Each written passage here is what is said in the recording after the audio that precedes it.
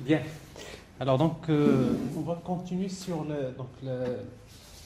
ce projet-là de application web mobile de gestion des cinémas. Donc hier, on a pratiquement vu la partie conception. Vous l'avez reçu. Oui. Donc on a vu comment implémenter une partie de la partie backend, principalement les entités GPA, les interfaces GPA Repository. Donc on a commencé à tester les API REST. Donc juste avant de passer à la partie front-end, parce qu'en fait il faut réaliser, il faut qu'on voit une partie sur Angular pour voir comment développer la partie front-end de l'application. Donc on va juste, pour ne pas, en fait, parce qu'en fait si vous voulez remplir votre base de données, donc vous aurez besoin donc de saisir quand même pas mal de données. Donc généralement ce qu'on fait c'est que au niveau de la partie backend, donc on va essayer de remplir la base de données avec des exemples de données, c'est-à-dire on va initialiser les données. Alors pour cela, donc pour initialiser les données, donc comme on fait d'habitude dans l'application, on va essayer donc on va essayer de spécifier quelques, allez-y. Donc on va essayer donc de spécifier quelques données de base parce qu'en fait il faudrait insérer quelques villes, des cinémas. Dans chaque ville, on a besoin d'utiliser des cinémas. Dans chaque cinéma, on va spécifier des salles. Et dans chaque salle, on va spécifier des places. Donc, on va définir tout ça aléatoirement dans des boucles. On va essayer donc de voir comment charger la base de données avec des données exemples qu'on va utiliser au niveau de la partie front-end. Alors, pour faire ça, donc je vous propose de faire dans la couche service, c'est-à-dire dans la couche métier, donc on va définir une interface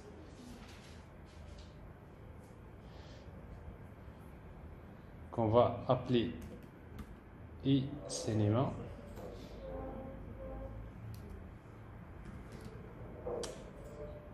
Et cinéma service, plutôt initialization, init service.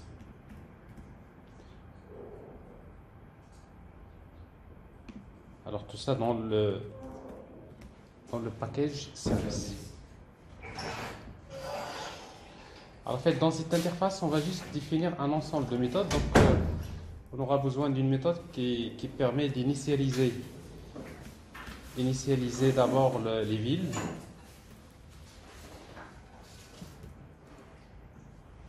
Nous aurons besoin d'une méthode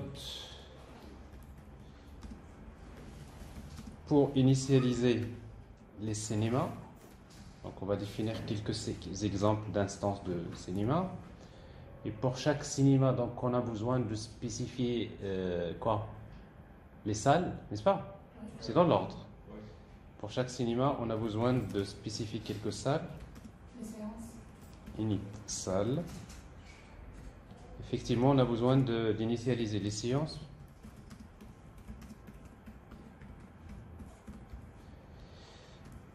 Alors, et après, on a besoin d'initialiser les places. Tout à fait.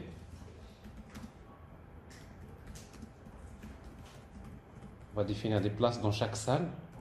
Et après, les séances, on a déjà donc initialisé les séances. Et après, il y a les projections. Donc, on va définir aléatoirement les films d'abord.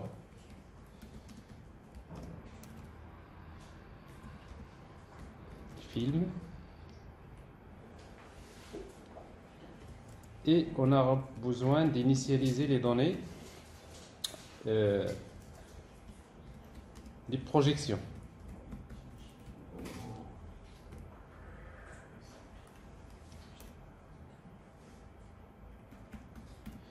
Init projection. C'est tout? Salle. Ticket.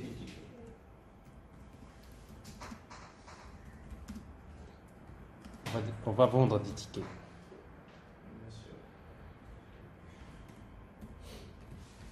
Bah, si vous voulez, à la rigueur, les tickets, ouais, on va définir des tickets. Voilà, alors c'est juste, comme je disais, donc souvent vous aurez besoin donc d'initialiser les données pour éviter, oui, Les catégories. pour Les catégories. les catégories, tout à fait. Donc pour initier, donc les catégories également. Donc d'ailleurs, avant de définir les films, init catégorie.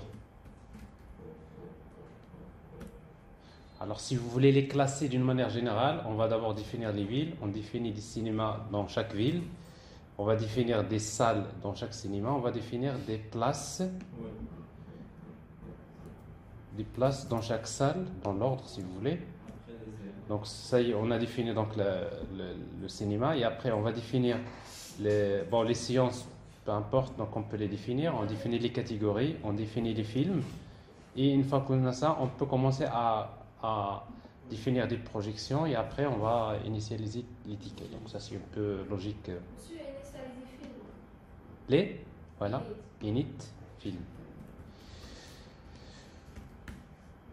Voilà, alors donc ça, on va définir une implémentation de cette interface. Donc une classe qui implémente cette interface. Donc on va l'appeler cinéma init service implémentation. Très bien.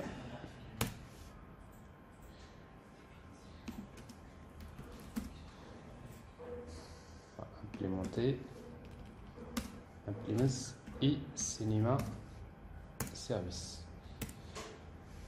Et après on va redéfinir toutes ces méthodes là. Voilà. Alors si vous voulez, pour pouvoir, donc, comme c'est la couche service, on va utiliser la notation service. Bon, ça c'est pour la couche MIDI, généralement c'est la notation service qui est utilisée. Et après, par exemple, pour définir les villes, on a besoin de déclarer l'interface, d'utiliser l'interface ville repository, n'est-ce pas? Oui. Donc ville repository, ville repository.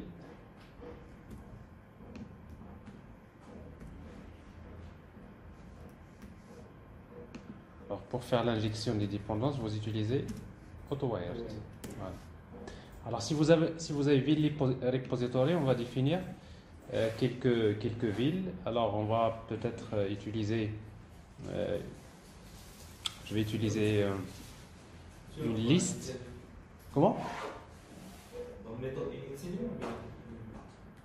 init Plutôt ville. Pardon. Alors pour les villes, donc on va utiliser par exemple, on peut faire une liste stream.of. On va définir une liste de villes, par exemple Casablanca.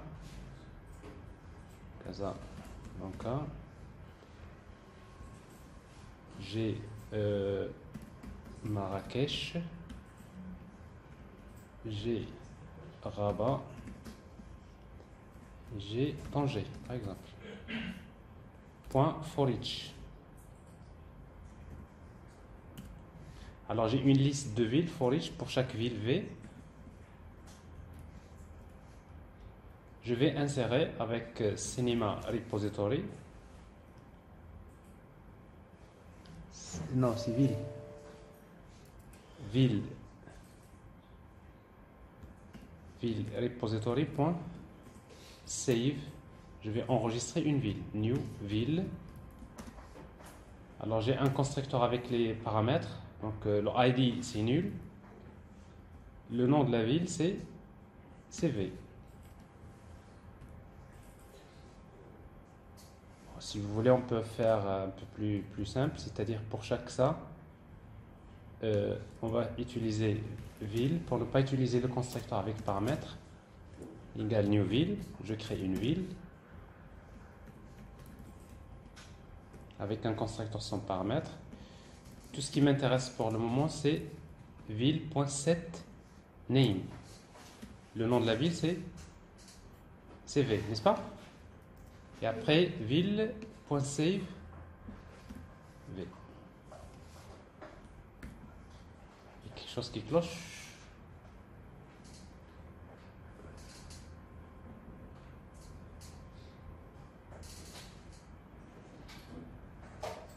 Ah, c'est pas V, c'est pas V, c'est ville. Alors ça, si vous voulez, ça c'est le nom de la ville. Name.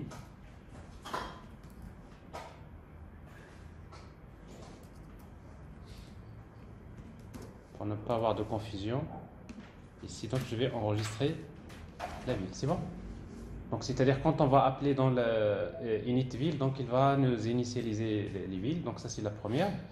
Alors, après, on va faire la même chose pour le cinéma. Alors, pour le cinéma, qu'est-ce que je vais faire? Donc, dans chaque ville, je vais mettre des cinémas. C'est-à-dire, je vais utiliser... D'abord, on a besoin de créer une variable. Comment? D'abord, on a besoin de créer une variable. Une variable? Oui, pour cinéma. Oui, pas... Oui. On peut faire ville repository.findAll. Vous savez, findAll, ça retourne toutes les villes. Et après, je fais for each. Pour chaque ville, oui, pour chaque ville, je vais définir des cinémas. Alors, si vous voulez, je vais définir une liste de cinémas.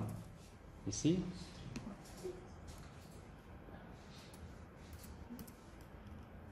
Stream, toujours, par exemple. On peut toujours utiliser la même technique.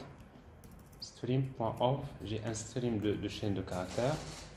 Alors j'ai le cinéma, on n'en a pas beaucoup, donc c'est Megarama.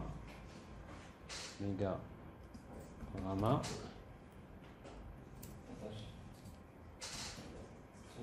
IMAX, par exemple. IMAX. Avec IMAX comme ça?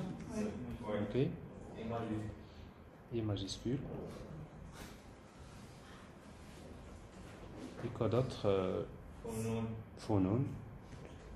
Oui. Voilà. Allez, Phonon. On va dire dans toutes les villes, il y a ce Phonon et quoi d'autre? Eh? Shahrazad.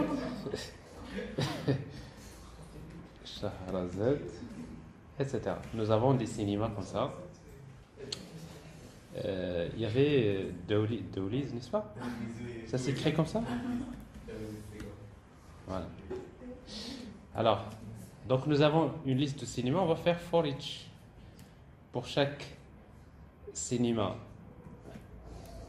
Ça c'est le nom du cinéma. Donc name.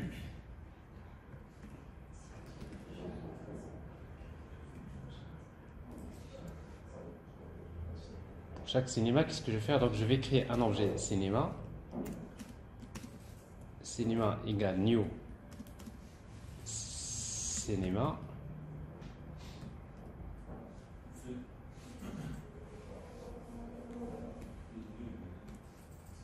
Et après, je vais définir le nom du cinéma. Set name. Le nom, c'est quoi? C'est name. Name cinéma, très bien. Et quelle ville? Cinéma.set ville. Et la ville, c'est V. Parce que j'ai fait une boucle ici sur l'ensemble des villes. Allez, bon, ça c'est une boucle. Donc dans chaque ville, donc je vais ajouter des cinémas et après je vais enregistrer les cinémas. Alors pour enregistrer les cinémas, donc j'ai besoin d'utiliser cinéma repository. Donc cinéma repository.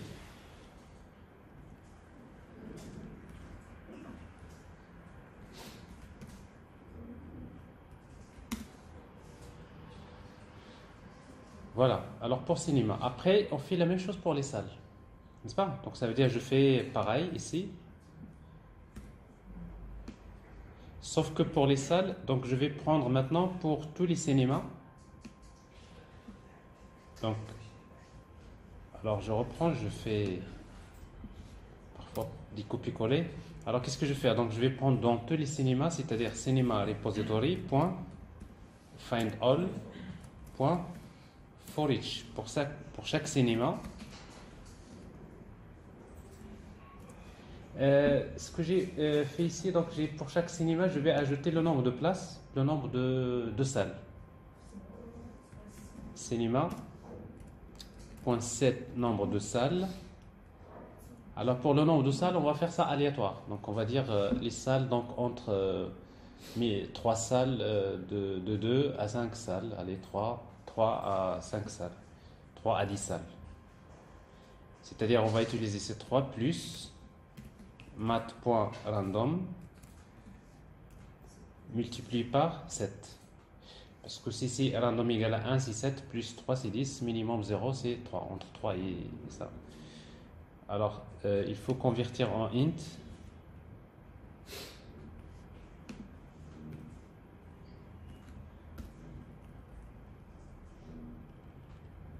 Tout ça.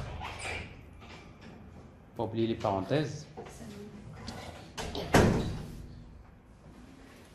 Ça va avec le transport? Hein?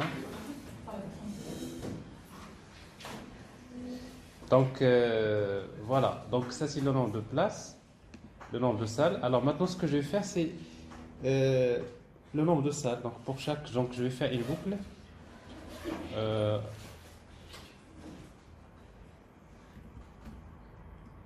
I égale à 0 jusqu'à le nombre de salles du cinéma.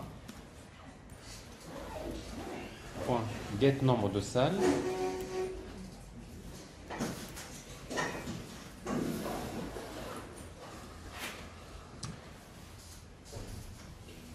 Vous voyez ce que je suis en train de faire?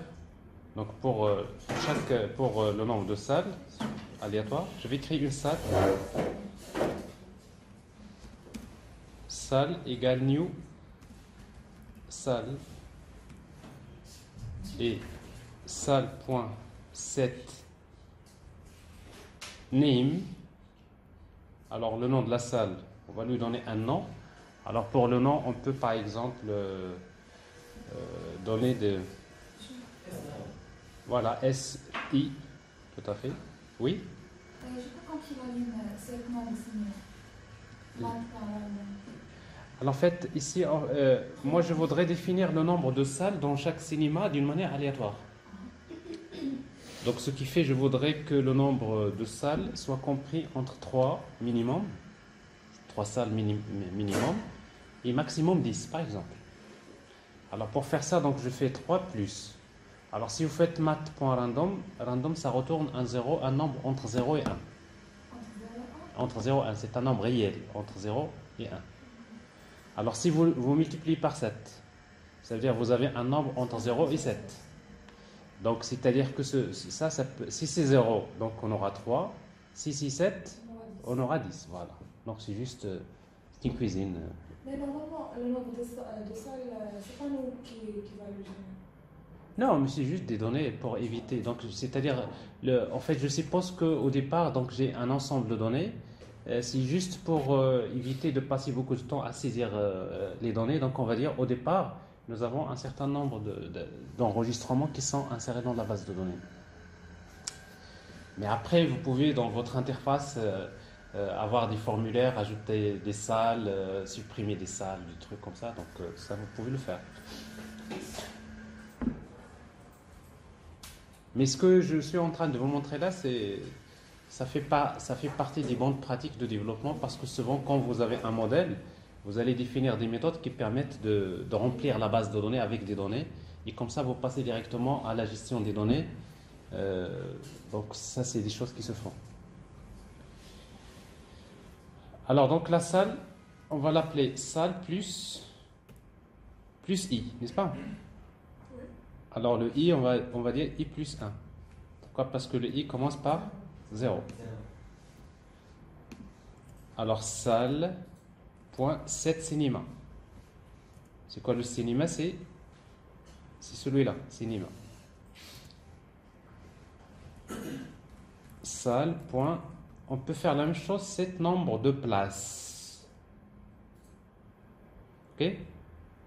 Cet nombre de places. La même chose, le nombre de places, je suppose que dans une salle, je vais avoir minimum 50 places. 50. Alors, on ne va pas dire 50 parce que, voilà, on va dire minimum, il y a 20 places. Plus, on fait la même chose que tout à l'heure. C'est math.random multiplié par 10.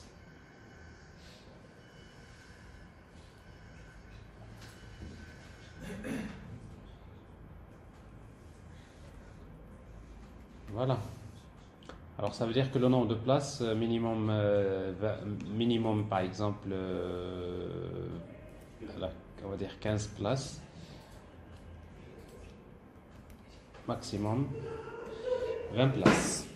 Plutôt maximum c'est 35. Voilà. En principe vous mettez plus que ça. Et après je vais enregistrer la salle. Pour enregistrer la salle, à nouveau, donc j'ai besoin de déclarer un objet de type salle repository. Salle repository.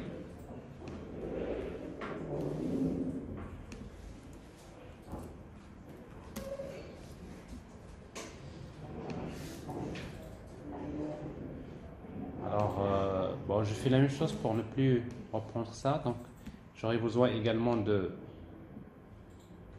place repository. Place, je crois, pluriel.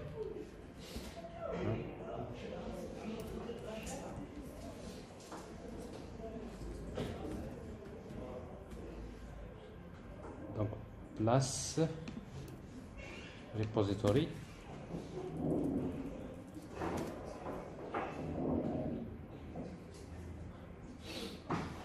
On n'a pas de place repository?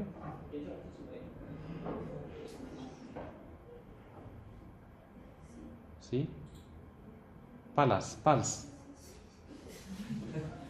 Bon. Pals repository. Donc on va renommer place repository. Rename. Comment? C'est bon. Alors, place repository.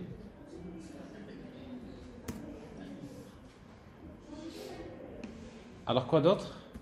Il y a science repository.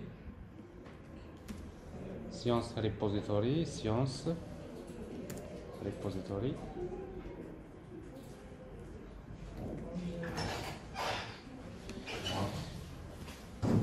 Et film repository.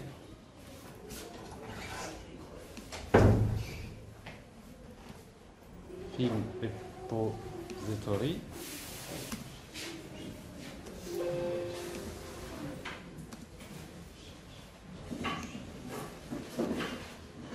On a besoin de projection repository également.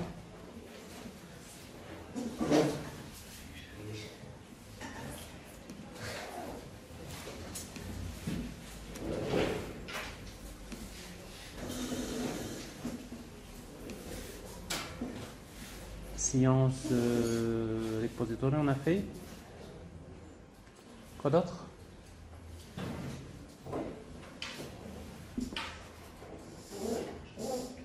Donc catégorie.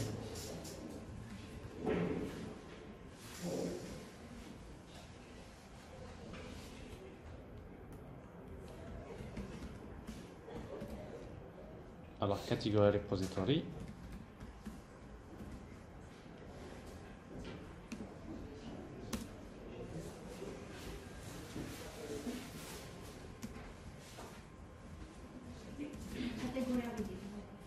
Avec Y.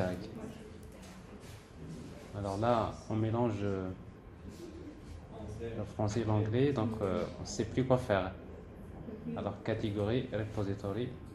Catégorie, repository. Donc, je vais renommer ici.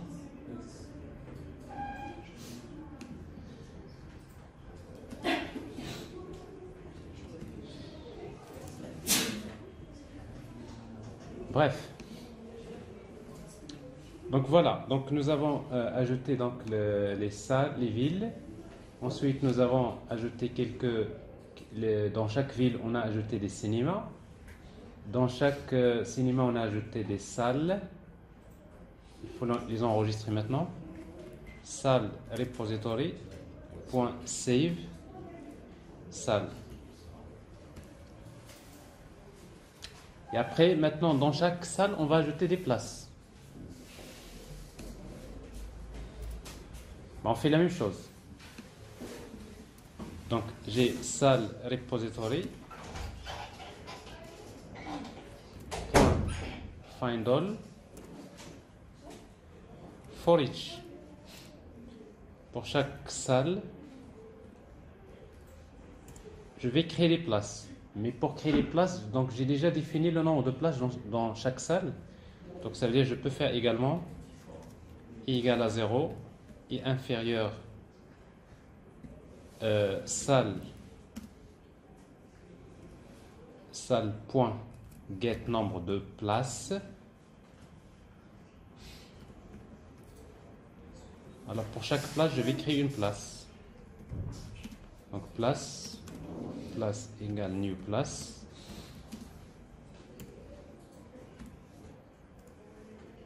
Alors place.set.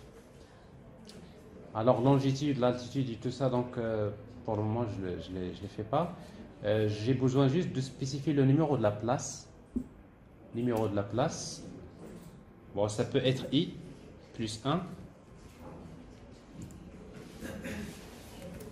Et j'ai besoin de dire que cette place-là, ça concerne quelle salle? Cette salle. La salle. Et après, j'enregistre. Alors, j'enregistrerai avec place repository. Place repository.save. Place. Très bien. Alors nous avons les places, donc nous avons quelques séances qu'on va ajouter.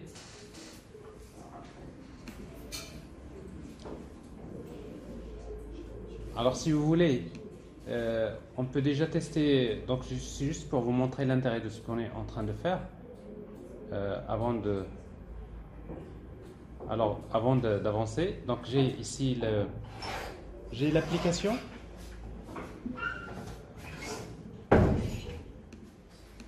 Alors dans l'application, on peut par exemple ajouter implement command line runner. On va redéfinir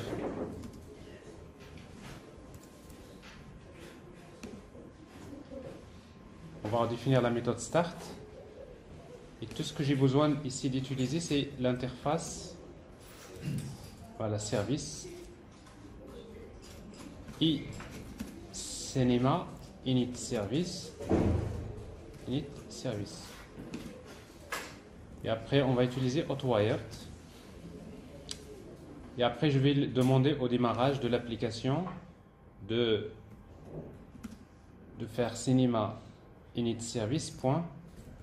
Allez, init, d'abord, on va initialiser, comme je disais, les villes. Init ville. Ensuite, je vais initialiser les cinémas dans l'ordre. Ensuite, je vais initialiser les salles, les places, init place. Après les places, c'est les séances, init séance. Après les séances, c'est les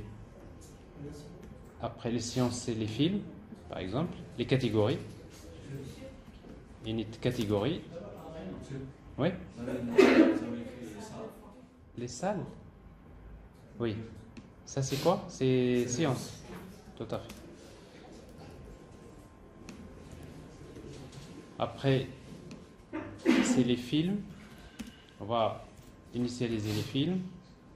On va initialiser les projections. Init projection. Et on va initialiser les tickets. Bon, ça c'est en quelque sorte ce qu'on veut faire. Donc autrement, si vous redémarrez l'application, alors on va juste revenir sur le fichier Application Properties. Ici, on va mettre Create, c'est-à-dire qu'à chaque fois, on va écraser les données pour ne pas dupliquer les données dans notre application.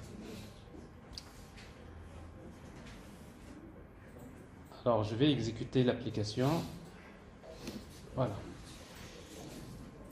Alors, comme je disais, donc ça c'est une bonne pratique de travailler comme ça parce que de toute façon, pour pouvoir faire les tests unitaires, souvent vous aurez besoin donc de faire des boucles comme ça pour pouvoir remplir les données, plutôt la base de données avec des données exemples avec lesquelles vous pouvez tester.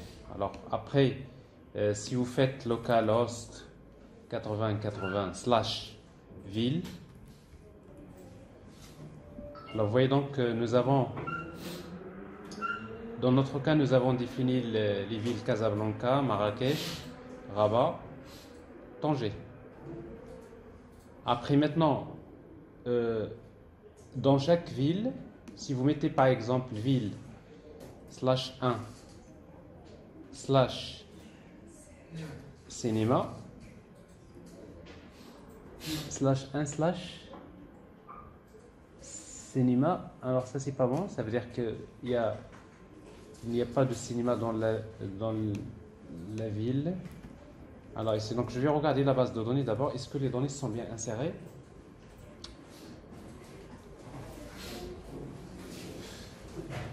Alors, notre base de données s'appelle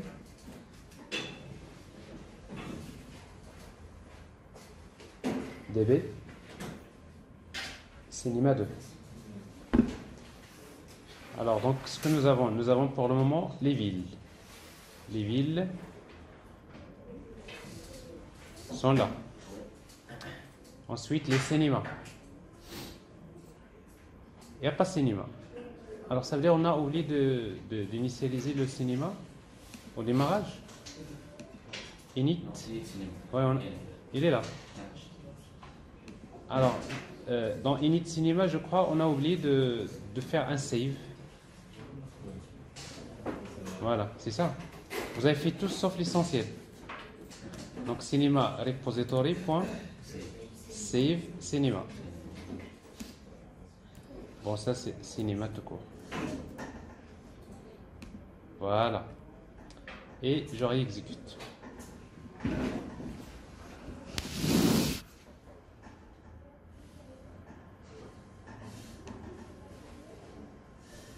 Donc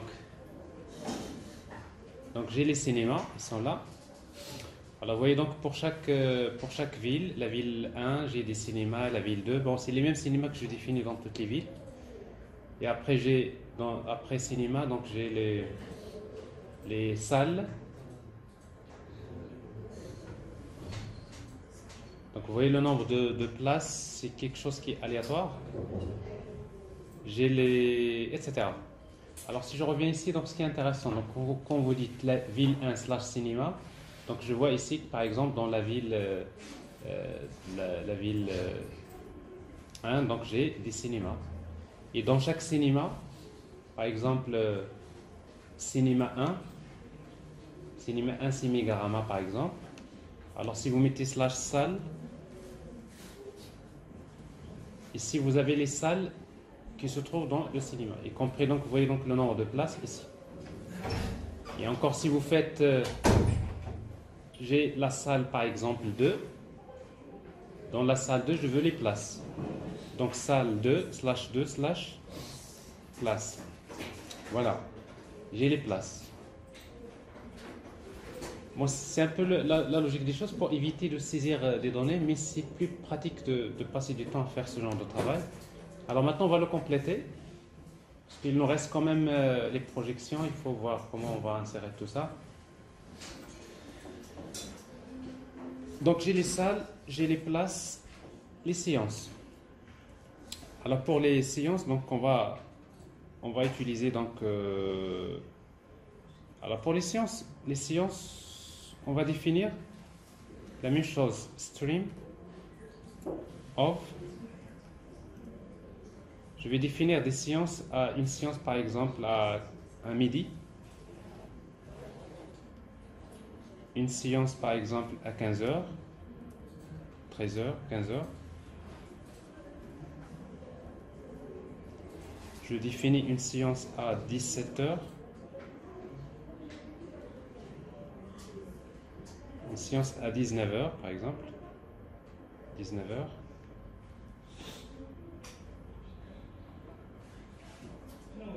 et une séance 21 heures par exemple.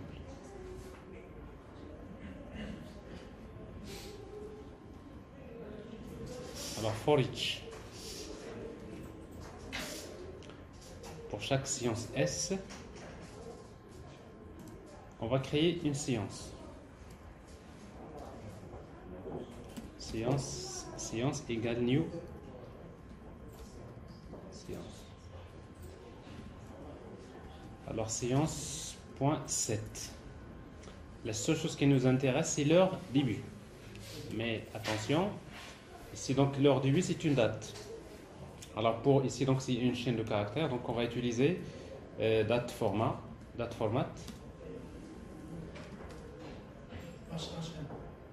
df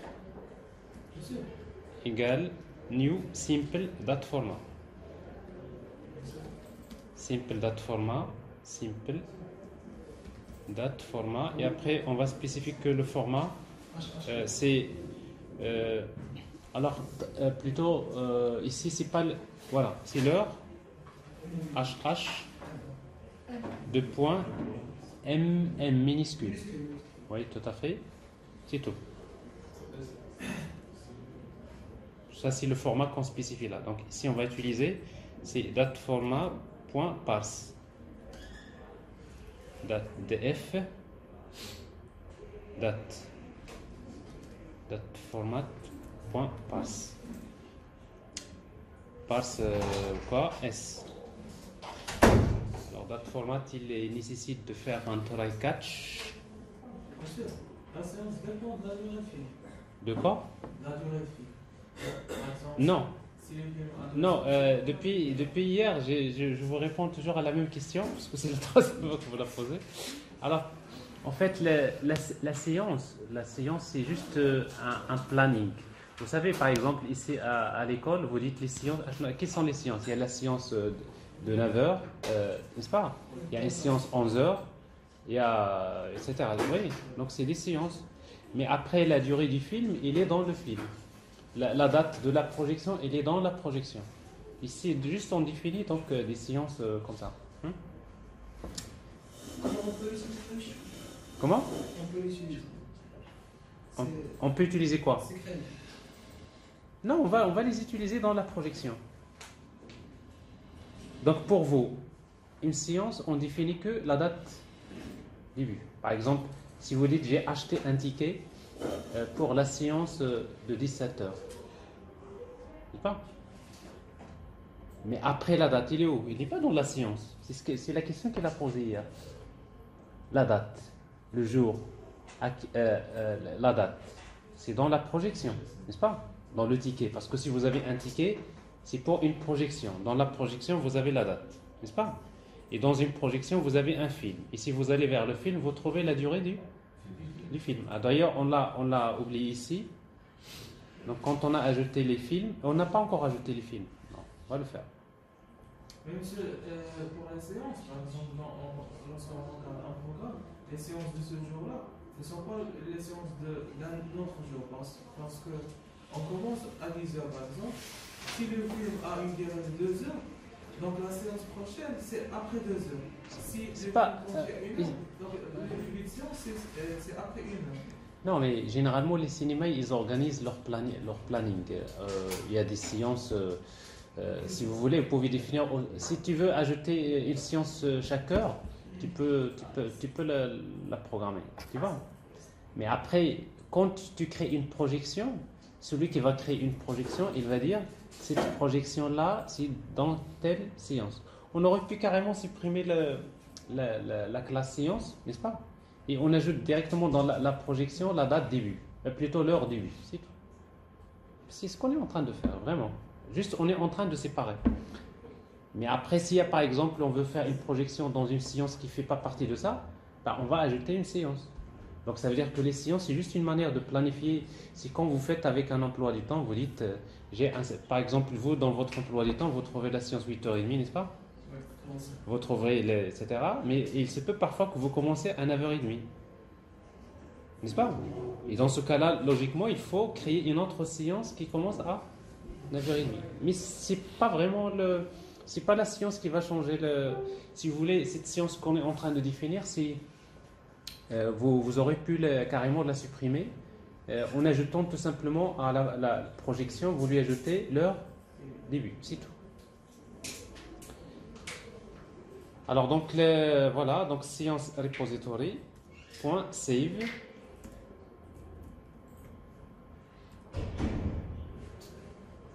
Science. Donc j'enregistre la science. Alors pour les catégories.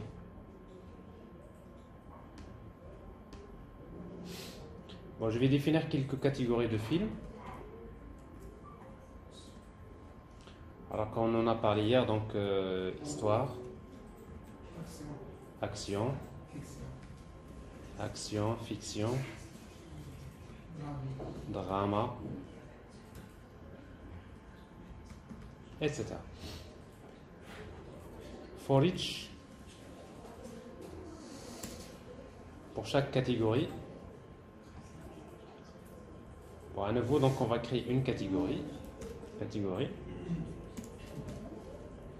égale new catégorie, et on va définir catégorie point catégorie point set name. Alors le nom c'est cat et catégorie repository point save.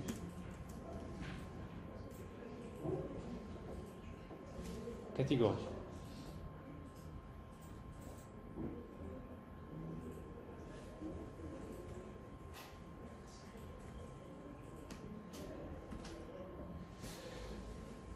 Alors les catégories, maintenant quelques films.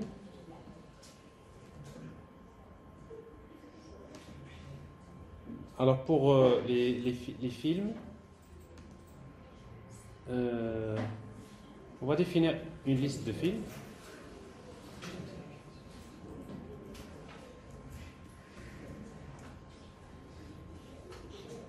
Alors des exemples qu'on a pris hier, donc c'est une série Game of Thrones, ça s'écrit comme ça. Et après on va définir Seigneur des Anneaux. Quoi d'autre? Hein?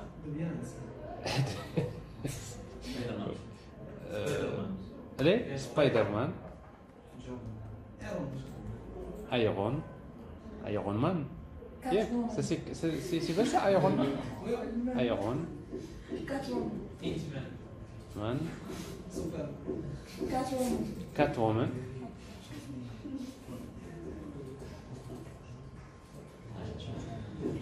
Catwoman, ça s'écrit comme ça?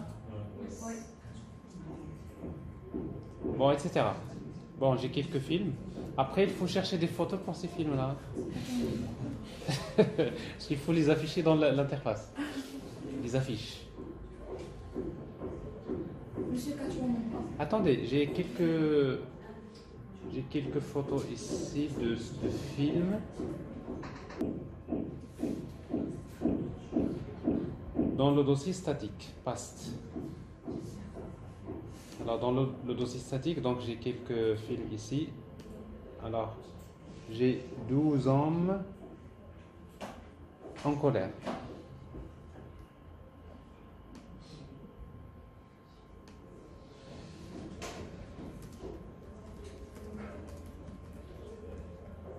En colère. J'ai Forrest Gump. Forrest Gump. J'ai Green Book.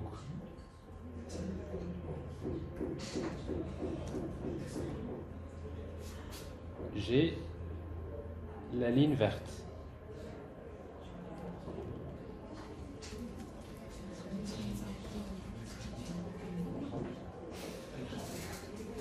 J'ai le parrain. Bon, ça c'est des anciens films. Peut-être vous n'êtes pas de la génération de ces films-là. Le Seigneur des Anneaux. Alors, quand vous allez, ça c'est. Exactement. Le Seigneur Une catégorie. des Anneaux.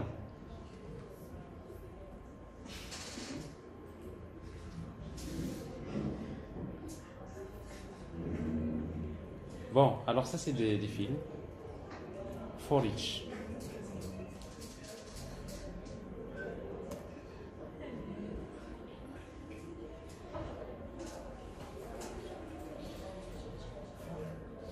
Monsieur, Oui, Forest Gump, oui. avant F. Forest Gump. Oui, c'est important de respecter en fait ce qu'on a dans l'image parce qu'on va bricoler une solution juste pour afficher la même image. Forest avec 2 R. Gump, c'est bien ça? Ça.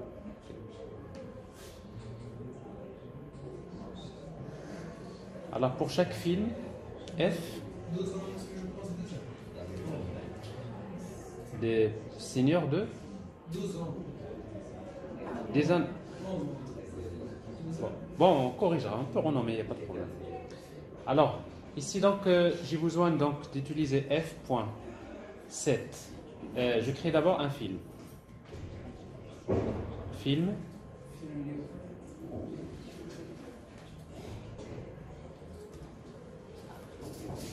Égale new film.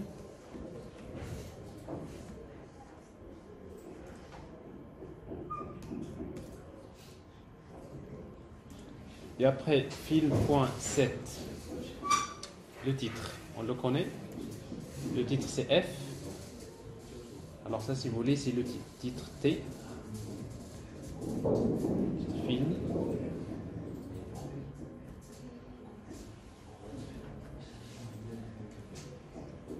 Film.set,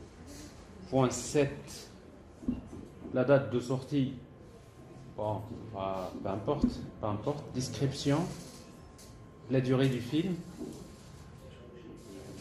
Alors, si vous voulez, maintenant, c'est dans le film, vous avez une durée. Alors, si vous voulez, on va définir aléatoirement les durées de film. Alors, les durées, on l'a spécifié, c'est un double. Donc, on peut définir ici, allez, un tableau. On va dire c'est des durées. Durée. Égale new. Durée. New double. Double. Alors, on va définir les durées suivantes. Donc, j'ai 1 heure. J'ai 1 heure et demie. J'ai 2 heures. J'ai 2 heures et demie. Ou bien 3 heures, par exemple. Comme ça, ici, je fais un new random point next. Je vais faire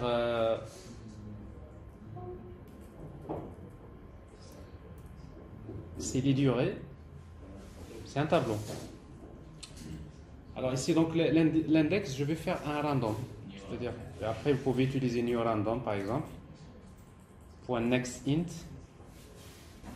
Next int de quoi? C'est de durée point length. Bon, ça veut dire qu'aléatoirement, il peut choisir soit 1 heure, soit 1 heure et demie, soit... Donc ça peut tourner autour de ça. Film.set. Quoi d'autre? La durée, la photo.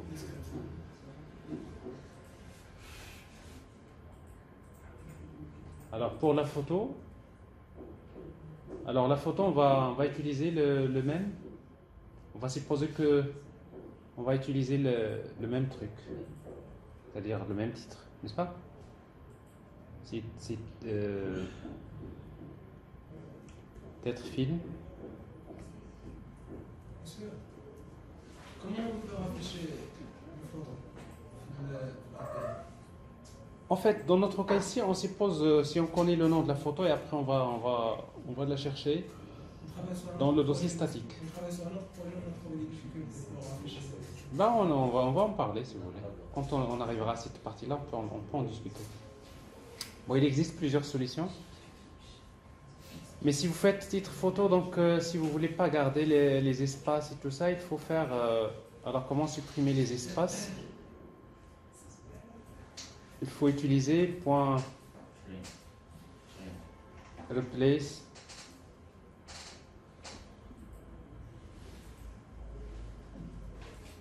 remplacer espace. Là où vous trouvez de l'espace, on va le remplacer par une chaîne vide. Replace all.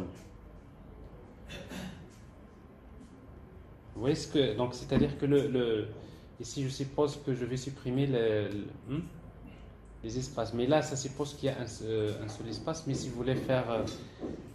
bon, c'est juste une solution. Peu importe. On va regarder ce que ça donne.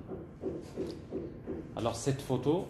Et après, quoi d'autre? Point 7. La photo, donc c'est tout. Réalisateur. Alors, réalisateur, on ne va pas s'y intéresser. Donc, réalisateur. Et on enregistre. Donc, film.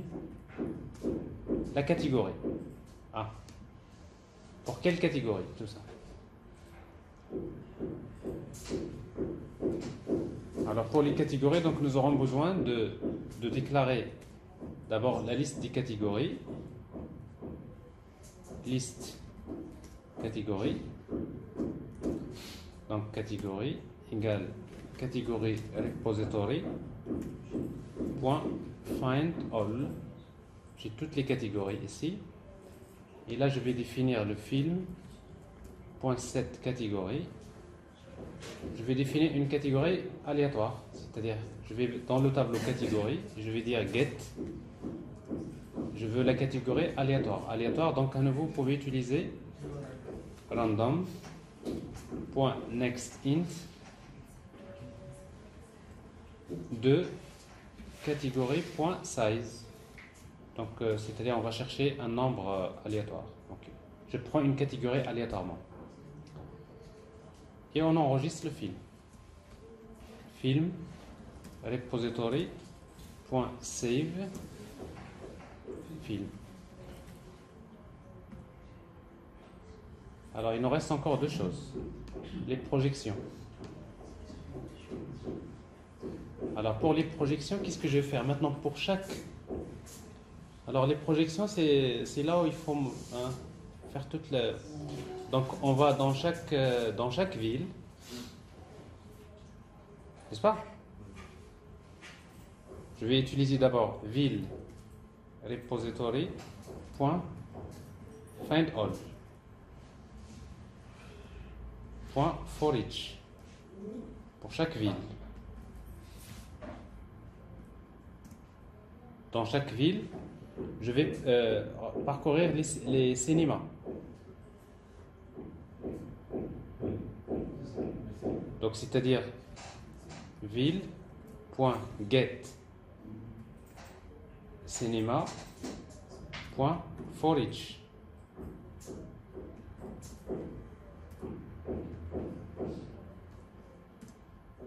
Et dans chaque cinéma, il y a des salles. Cinéma.getSalle.for each.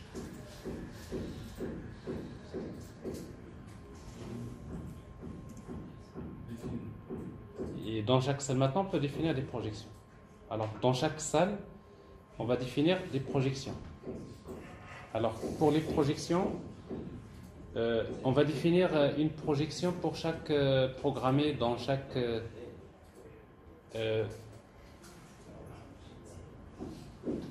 dans chaque salle, on va prendre tous les films. C'est-à-dire film repository.find all for each, pour chaque film.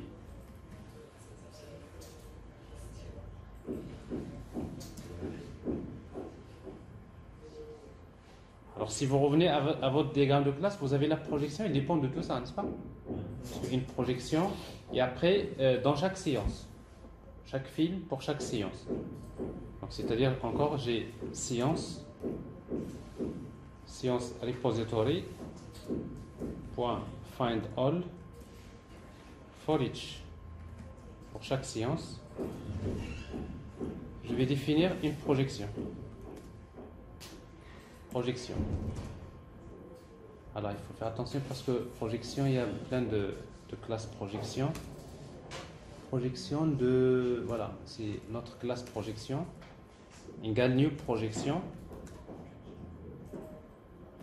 Et on va définir les informations sur la projection. Set. La date projection, c'est la date système. New date. Projection. Point set. Film. C'est le film, n'est-ce pas? Projection. Point set. Prix. Alors le prix de la projection, par défaut, c'est le prix de... Le prix de quoi? Non. Le prix du ticket, c'est le prix de projection. Ouais. Oui, c'est ça. Donc ici, on va définir une valeur quelconque. Alors si vous voulez la grille des prix, vous pouvez définir par exemple ici, comme tout à l'heure, un tableau. Les prix.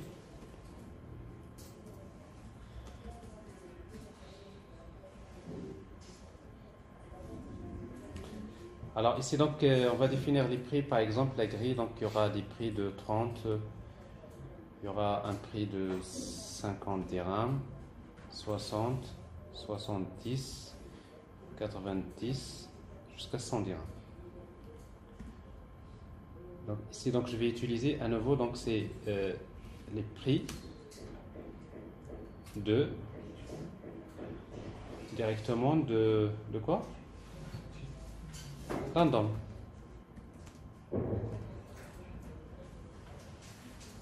Next int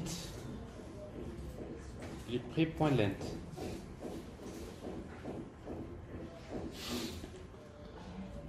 Projection point set. Donc j'ai le prix, j'ai la salle. La salle, je l'ai ici. Projection point set. Séance. Séance.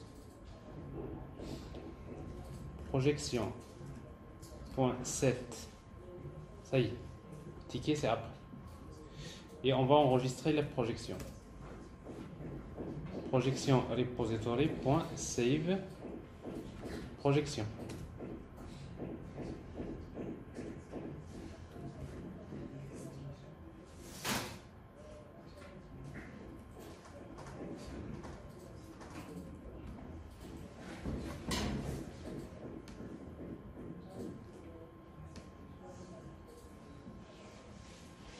Alors maintenant, une fois qu'on a ça, on a enregistré les projections, il reste donc à définir des tickets en vente pour chaque projection. Alors c'est ce qu'on va faire. Donc on va utiliser donc projection repository.findAll d'abord. J'ai toutes les projections. For each projection P.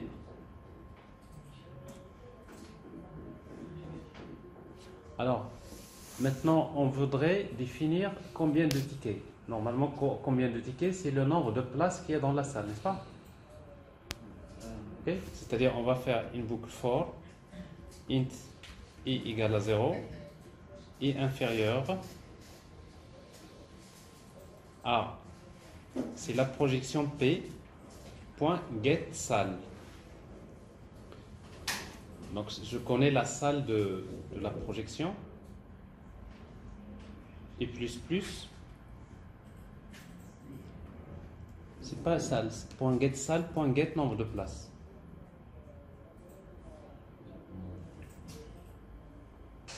Ou plutôt, on va faire pour chaque place.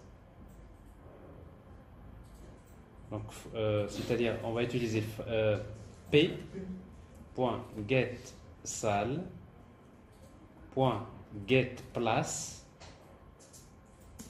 Vous voyez? J'ai les places. Et après, je fais for each. Pour chaque place. Alors, quand vous avez un modèle qui est correct, vous pouvez naviguer, vous prenez votre diagramme de classe, vous naviguez vraiment assez facilement entre vos données. Donc, pour chaque place, je vais définir un ticket. Je ne sais pas chaque place, mais pour chaque... attendez. J'ai ici pour chaque projection, oui, c'est ça. Pour chaque projection, je fais ça. Ticket égale new ticket. Et après, je définis le ticket. Point 7. Alors, bon, pour le code paiement, ça, après, dans l'application, on va essayer de mettre ça en vente. Le nom du client, on ne veut pas le connaître pour le moment. Mais j'ai tout simplement des tickets qui seront mis en vente. Donc, j'ai besoin de connaître de quelle place. C'est la place. Quelle salle? Bon, si j'ai la place, je sais quelle salle. N'est-ce pas? Quel cinéma? Si j'ai la salle, je connais le cinéma. Vous voyez, donc, tout ce qui m'intéresse, je suis déjà dans un ticket pour une place. Et si je vous dis dans une place, c'est-à-dire vous êtes dans une salle. Vous êtes dans un cinéma. Cinéma, vous êtes dans une ville. Donc, alors, ticket, point 7, encore. Le prix. Alors, le prix du ticket, on peut prendre, c'est le prix de la projection. C'est la projection prix.get prix. Ça peut être différent. Ticket.7. Quelle projection? C'est P. Ticket.7 réservé. Alors par défaut, c'est false. C'est-à-dire, de toute façon, au niveau de l'interface, c'est là où les utilisateurs ils peuvent commencer à réserver les tickets. Et après, ticket repository.save. Ticket, je ne sais pas, on ne l'a pas défini, je crois. Ticket repository. On n'a pas fait.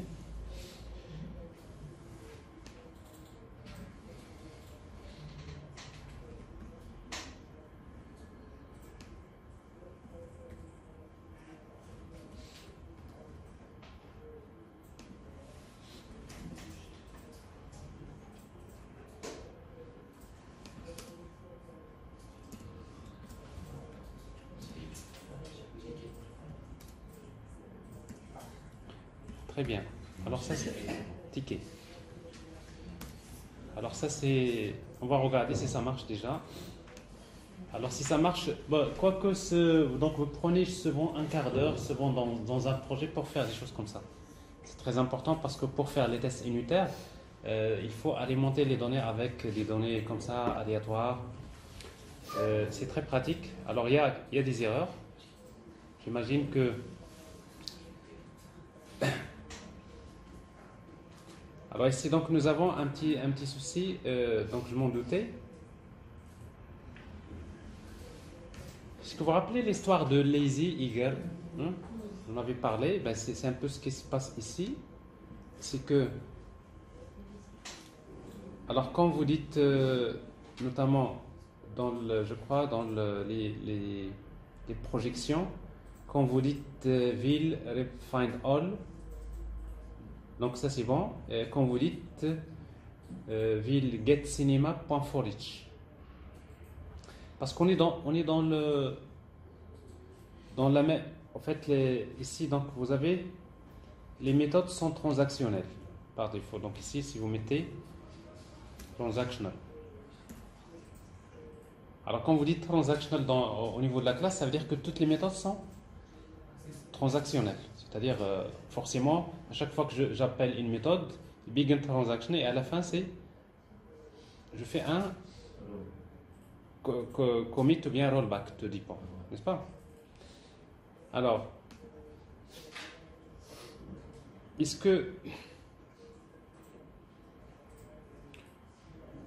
que ça va régler le problème? Ça règle tout le problème. Alors parce que si vous faites pas, c'est-à-dire si vous n'utilisez pas les transactions, ça veut dire que ici, dans notre cas ici, ça veut dire maintenant cette méthode elle est transactionnelle. Il est transactionnel, ça veut dire que toutes les opérations que vous faites là se trouvent au sein d'une même transaction. Et quand vous êtes dans une même transaction, du moment que vous utilisez le mode lazy, lazy, ça veut dire quoi? Ça veut dire que dès que vous faites vous avez récupéré la ville. Et quand vous dites ville.getCinema, n'est-ce pas? Est-ce que vous vous rappelez? Quand vous dites ville.getCinema, c'est vous voulez les cinémas. Comme la collection de cinéma elle fonctionne en mode lazy, ça veut dire que c'est à ce moment-là qu'il va encore se connecter vers la base de données pour chercher les cinémas de cette ville, n'est-ce pas? C'est-à-dire au moment d'utilisation, mais à condition que vous soyez dans la même transaction. Parce que si vous n'êtes pas dans une même transaction, c'est-à-dire ce mode lazy ne marche pas. C'est-à-dire dès qu'une transaction est fermée, quand vous tentez d'accéder à une collection, c'est-à-dire qui fonctionne en mode lazy, eh ben, généralement ça ne marche pas. Donc c'est juste pour vous dire que l'utilisation, quand vous êtes dans la couche service, d'une manière générale, les méthodes. Toutes les méthodes doivent être, enfin pas toutes les méthodes, c'est-à-dire chaque méthode, vous la précédez par transactional. Donc je vous rappelle, quand vous mettez la notation transactional, ça veut dire qu'elle est transactionnelle. Ça veut dire que toutes les opérations que vous voyez là, soit que toutes les opérations passent, s'il y a une opération qui échoue, il y a un rollback. Donc c'est un bloc, sinon il y aura un commit. Alors pour ne pas utiliser, donc pour ne pas répéter transactional dans toutes les méthodes, je la mets directement au niveau de la classe, ça veut dire que toutes les méthodes sont transactionnelles. Alors maintenant les données sont insérées, on peut voir ce qui se passe. Alors donc j'ai les villes. Regardez la logique de votre... Enfin, après ça définit un peu ce qui va se passer au niveau de votre application. Je ne sais pas si on a arrêté. On n'a pas arrêté. Ah, bien une exception.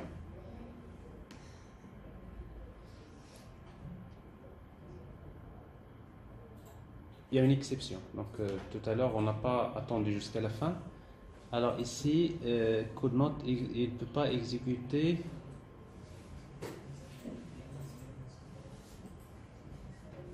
Un problème de contrainte. Il y a une duplicate. Alors, je vais vous montrer comment trouver ce genre d'erreur. Alors, ici, on n'a aucune indication. Là, il ne peut pas exécuter l'instruction, c'est-à-dire la requête SQL.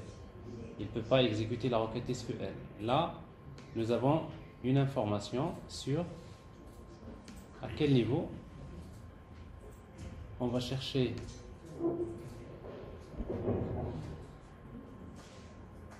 C'est le même problème. Alors, client, oui, c'est le même problème, effectivement.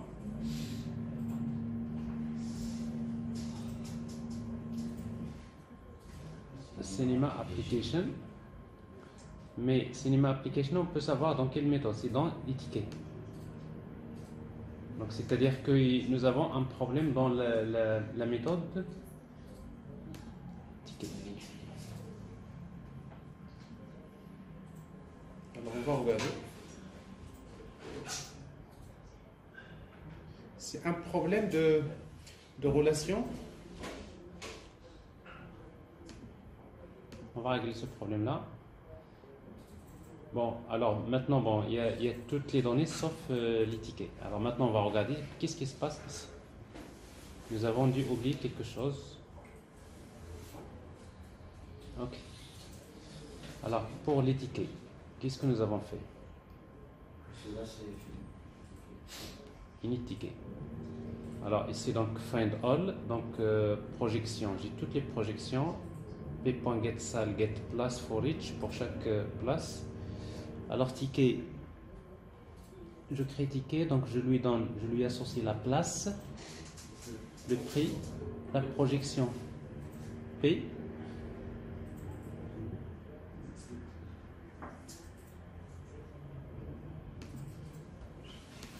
Alors on va regarder la table ticket pour voir si on n'a pas oublié une dépendance. Alors ici donc j'ai le code paiement, donc ça peu importe, oui.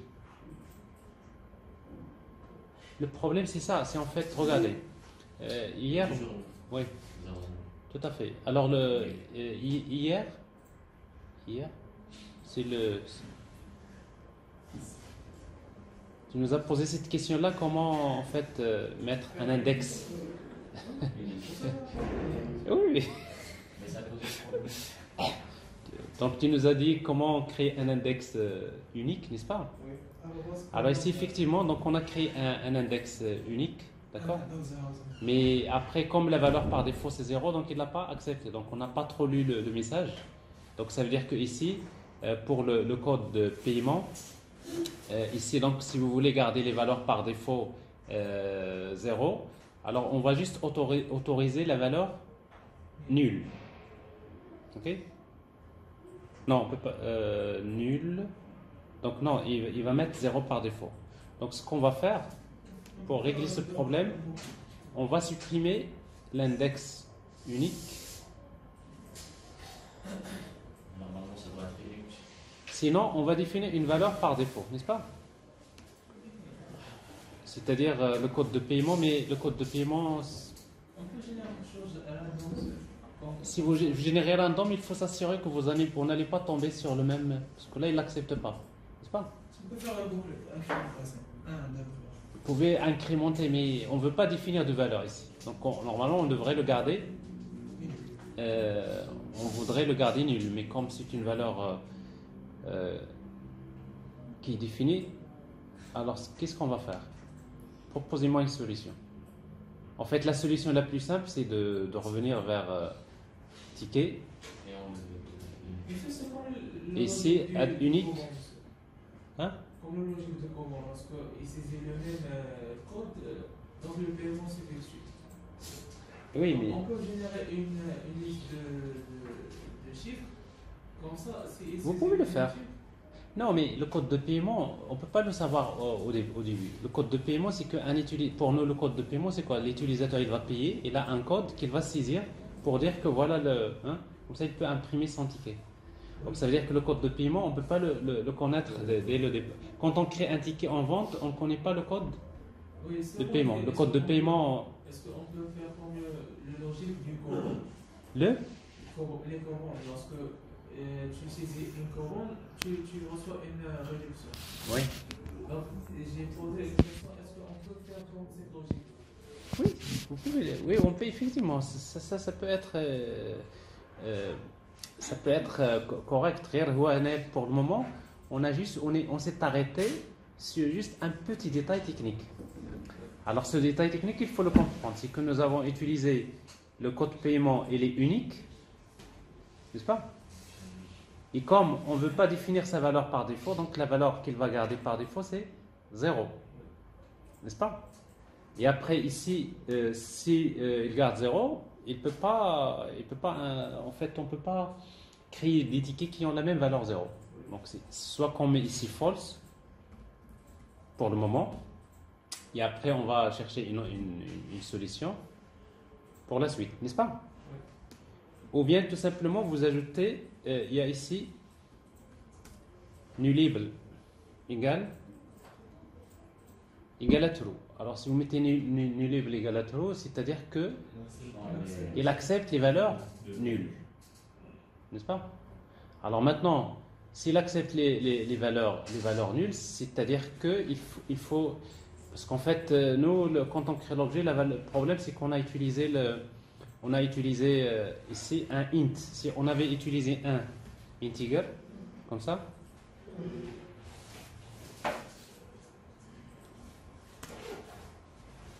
vous savez la différence. C'est quoi la différence? Alors ici, quand vous mettez int, c'est-à-dire c'est la valeur par défaut, c'est 0. Si vous mettez pas, si vous mettez integer, ça veut dire la valeur par défaut, c'est nul. Alors ici, donc si vous mettez nullable égale à true, ici vous pouvez garder true, et en principe, ça devrait passer. Et vous voyez, donc on a gardé comme quoi il est unique, mais il accepte les valeurs nulles. Et on peut regarder ce que ça donne.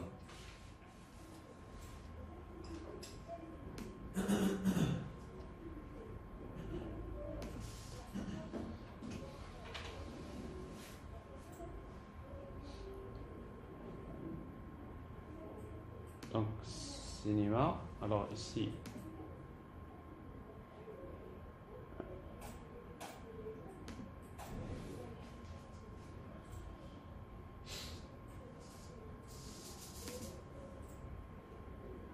Alors, ticket.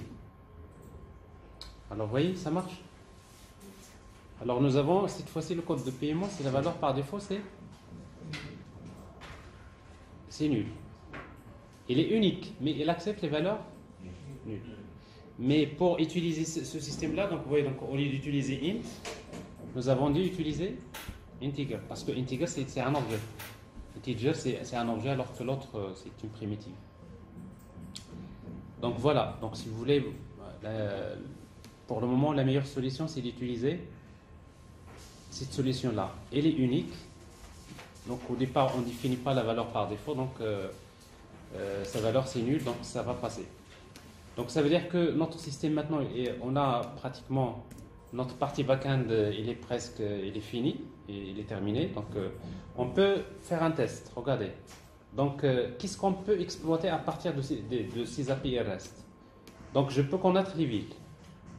Parce qu'en fait, je vais vous montrer une interface, un exemple d'interface qu'on va faire. Regardez.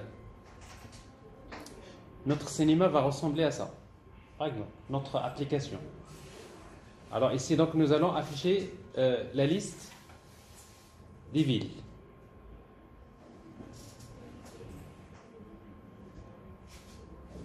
Alors maintenant, notre application, on peut, si vous voulez connaître les villes, on va faire appel à ça.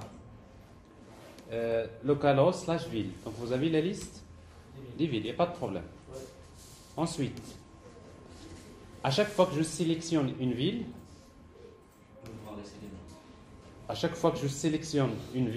je peux voir la liste des cinémas. Alors comment on va faire ça?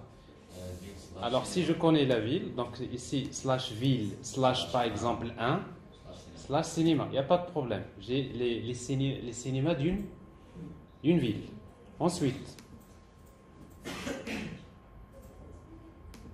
à chaque fois que je sélectionne le cinéma, j'ai les salles. Maintenant j'ai un cinéma, je voudrais voir les salles.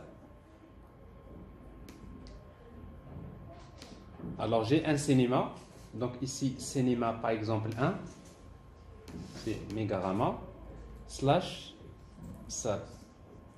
Pas de problème, j'ai la salle 1, 2 jusqu'à 8, sachant que nous avons défini aléatoirement le nombre de salles, minimum je crois 3, maximum c'est 10.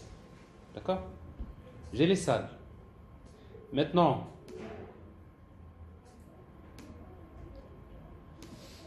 quand je suis maintenant dans une salle, alors dans une salle, je vais afficher les projections. Si j'ai une salle, je peux connaître les projections. Alors comment? Alors à nouveau, si je suis dans une salle, est-ce que je peux connaître les projections effectuées dans une salle? Oui, alors salle par exemple 8. Je suis dans la salle 8. Alors normalement la salle 8, la salle 8 de... Attention, de quel cinéma? Donc vous avez la salle. Si vous voulez savoir le cinéma, c'est Megarama. De quelle ville?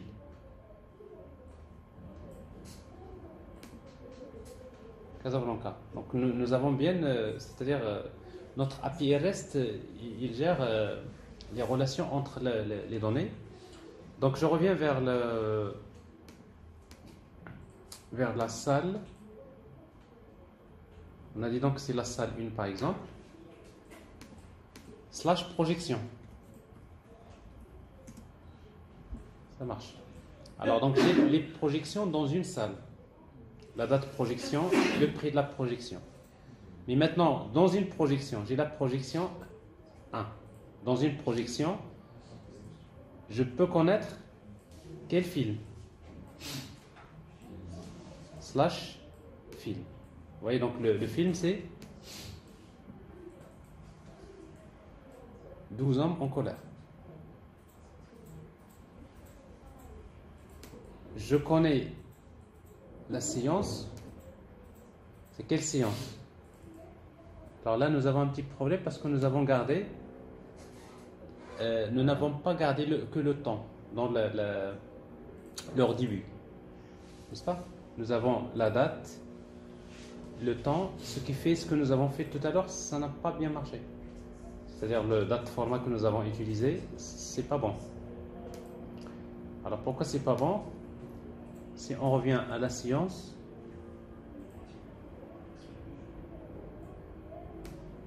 nous avons ici utilisé donc time stamp, logiquement, mais si on regarde la base de données dans science, vous voyez, donc il n'a pas gardé que le temps, il a gardé également la date, ce qui n'est pas bon. Nous avons quand même midi ici, midi, 15h, 17h, oui, 19h. Alors si vous regardez la structure d'un champ ici, il est de type date time. Alors que ici on a utilisé temporal, c'est pas timestamp, c'est time. Parce que si vous mettez timestamp, c'est-à-dire c'est la date et le temps. Mais si vous mettez time, c'est-à-dire je veux garder que le temps. Je réexécute. Vous pouvez choisir aussi la forme. Les? La forme. Non, la forme, comme je disais, la forme c'est dans l'interface. Alors on a spécifié ça dans notre service implémentation. Vous voyez donc ici on a utilisé date format ici. Mais au niveau de la base de données, si j'affiche maintenant les données ici, vous voyez ici donc je ne garde pas la date, je garde que le time. Donc ce qui fait que dans mon application, la science par exemple, ici, vous voyez donc j'ai la bonne information. Donc si je reviens, donc nous avons notre partie back-end, il nous permet de faire ça. Donc pour chaque salle, je peux connaître les projections. Si je connais la projection, j'ai les informations sur le film. Et pour chaque film, j'ai les séances programmées. Il y a une séance telle. Quand je sélectionne une séance, j'ai les tickets qui sont en vente. Alors c'est donc on va afficher les tickets. Et l'utilisateur, quand il clique sur, il peut sélectionner les tickets. Il va saisir son nom. Il va saisir le code de paiement. Et après, il va payer. Et quand il paye, on aura ces tickets qui sont réservés. Ticket pour une place. Parce qu'en fait, quand vous faites les ventes de tickets, bon, vous savez, pour chaque séance, vous vendez des tickets pour une place. Donc ici, donc, je suis plutôt dans les tickets. Mais chaque ticket, il est fait pour une place. Exactement. La relation entre l'entité ticket et place, c'est 1-1-1. On a fait dans les entités la relation minute. Non, mais j'ai 1-1-1-1. Ticket place, c'est one to many, minute one. Pourquoi? Parce que pour une même place, on peut vendre plusieurs tickets. Pour une même place, mais dans des séances différentes. On est bien d'accord. Ce sont des projections différentes. Parce que en fait, c'est un peu le quotidien. Est-ce que vous avez des questions? Donc, nous avons fait en fait le tour de cette partie-là, de la partie back-end. Il y a quelques méthodes qu'on devrait ajouter par la suite, notamment quand on va cliquer sur payer, nous allons appeler une opération qui s'appelle effectuer un paiement. Et après, on va ajouter ça donc au niveau de notre REST controller. On va créer au niveau c'est-à-dire de la partie back-end, une méthode qui permet d'effectuer un paiement. Parce qu'en fait, notre paiement, donc on va spécifier un ensemble de places, on va sélectionner des places et on va demander d'effectuer le paiement. Mais ça, c'est une étape qui va être définie après par la suite. C'est une personne qui veut chercher sur Internet. Comment? C'est une personne qui veut chercher sur Internet. Et après, vous ajoutez la recherche et les opérations. Mais ici, donc, si vous voulez, donc, je vous ai montré les éléments essentiels.